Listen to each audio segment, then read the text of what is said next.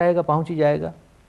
उन दिनों का एक बहुत धनवान व्यक्ति, अनाथ पिंडक नाम उसका, भगवान के संपर्क में आया, ये विद्या सीखी और सीखते सीखते सीखते अंदर की सच्चाइयों को देखते देखते देखते शरीर और चित्त के परे की सच्चाई देख ली, निर्वाण का साक्षात्कार कर लिया। आज के भारत में तो ये विद्या ही लुप्त हो गई, इसलिए निर्वाण शब्द का अर्थ ही खो बैठे। जब नया नया बर्मा से आया था तो किसी आदमी को कहूं कि तुझे निर्वाण प्राप्त हो तो घबराए। गुरुजी ने आशीर्वाद देने के बजाय ये क्या कह दिया, निर्वाण का अर्थ मृत्यु हो गया। इस देश में निर्वाण कहने का मतलब मृत्यु, और हम कहें तुम्हें निर्वाण प्राप्त हो तो कहते बाबा मृत्यु प्राप्त हो ना, बाबा मुझे मृत्यु नहीं चाहिए, गुरुजी आप क्या कहने लगे, हमको तो दीर्घायु का आशीर्वाद दीजिए।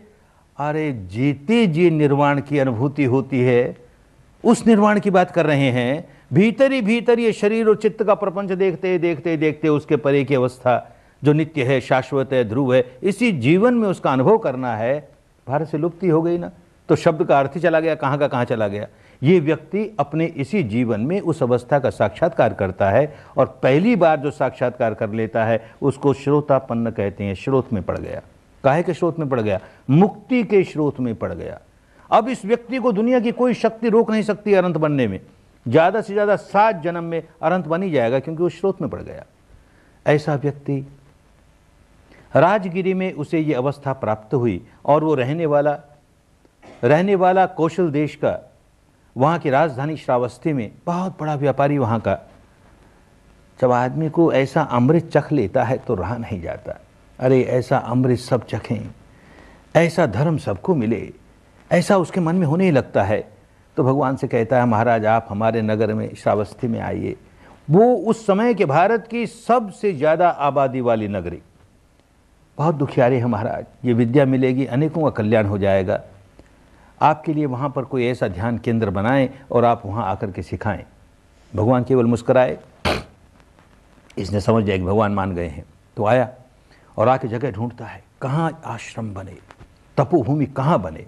शहर से बहुत दूर होगी तो लोग लाभ नहीं ले सकेंगे, शहर के बीच में होगी तो कोलाहल में काम नहीं हो सकेगा। तो न बहुत दूर हो न बीच में हो, ऐसा कोई स्थान बहुत शांत भी हो, जहाँ लोगों की पहुँच भी हो।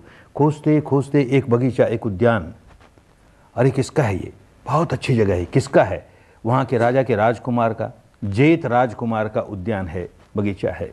तो उसके पास जाता है कि मुझे तुम्हारा ये बगीचा खरीदना है। उसे बड़ा गुस्सा आता है, ये बेचने के लिए थोड़ी है, ये तो मेरे आमोद प्रमोद के लिए है, नहीं बेचता मैं। नहीं भाई हमें तो खरीदना है। नहीं बेचता मैं, कुछ तो दाम कह तुम, तो तेरे मुंह मांगे दाम दूंगा। वो जब किसी तरह नहीं टला तो उसने कहा जानते हो क्या दाम है इसका? सारी धरती पर सोना बिछाना पड़ेगा, इतनी कीमत है। सौदा पक्का हुआ। अब वो तिल मिलाया, उसको तो बेचना नहीं था, लेकिन राज्य का नियम था, अगर कोई कीमत कह दे, उस कीमत पर लेने वाला हाँ कह दे तो सौदा पक्का, तुम्हें देना ही पड़ेगा। अब गाड़ियां भर भर के लाता है सोने की, सर्फियों की, और बिछाता है। सारी भूमि हमें खरीदनी है, बिछाता है। जेठ राजकुमार देखता है कि ये सेठ पागल हो गया। उससे कहता है तू पागल हो गया, कभी धरती की इतनी कीमत हुआ करती है? वो कहता अरे तू नहीं जानता इस धरती की कितनी कीमत होने वाली है। इस धरती पर भगवान आकर के विपश्यना सिखाएंगे, और एक व्यक्ति को भी मुक्ति का मार्ग मिल गया, और न जाने कितनों को मिलने वाला है। एक व्यक्ति को मिल गया, उसके मुकाबले मेरा सारा धन कोई मुकाबला नहीं, कोई कीमत नहीं उसकी। एक व्यक्ति को धर्म मिल जाएगा, इसलिए ये काम कर रहा हूँ। तो जेठ राजकुमार ने देखा अरे इतनी बड़ी बात है, तो कहता बाबा बस जो हुआ सो हुआ, बाकी मेरी ओर से दान। बहुत बड़ा विहार बना, वहाँ पर ध्यान केंद्र बना, 10,000 व्यक्ति रह करके एक साथ ध्यान कर सकें, इतना बड़ा ध्यान केंद्र बना। अनेक लोगों को उससे लाभ हुआ। यही अनाथ पिंडक जब जब वहाँ पर आए, सुबह शाम जरूर आए। तो गृहस्थ है ना, गृहस्थ का एक धर्म, बड़ा आवश्यक धर्म, और वो ये कि कभी भी बिना दान दिए बिना नहीं रहता। क्योंकि दान देगा तो उसका अहंकार टूटेगा, केवल संग्रह करेगा अहंकार बढ़ेगा, मुक्त नहीं हो सकता। तो जब आए तब कुछ न कुछ लेकर आए साधकों के लिए, खाली हाथ नहीं आए, कुछ न कुछ लेकर आए। एक अवस्था ऐसी आई कि बिल्कुल कंगाल हो गया, कुछ नहीं उसके पास। ऐसा आता है उतार चढ़ाव जीवन में, अब क्या करे, खाली हाथ जा नहीं सकता।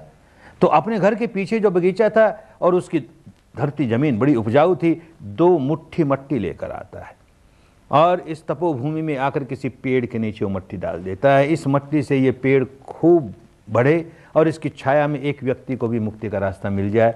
बस ये चेतना है, कैसे लोगों का कल्याण हो। देने वाला जब ये देखता है कि दे करके मुझे क्या मिले, मुझे क्या सहूलियत मिले, इस तपोभूमि में मैं एक निवास स्थान बना दूंगा, जब जब मैं आऊंगा तब तब मैं रहूंगा, मैं ना रहूं तब और कोई रहे।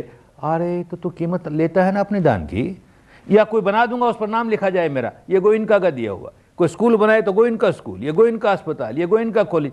पागल हो गए ना, दान देना ही भूल गए।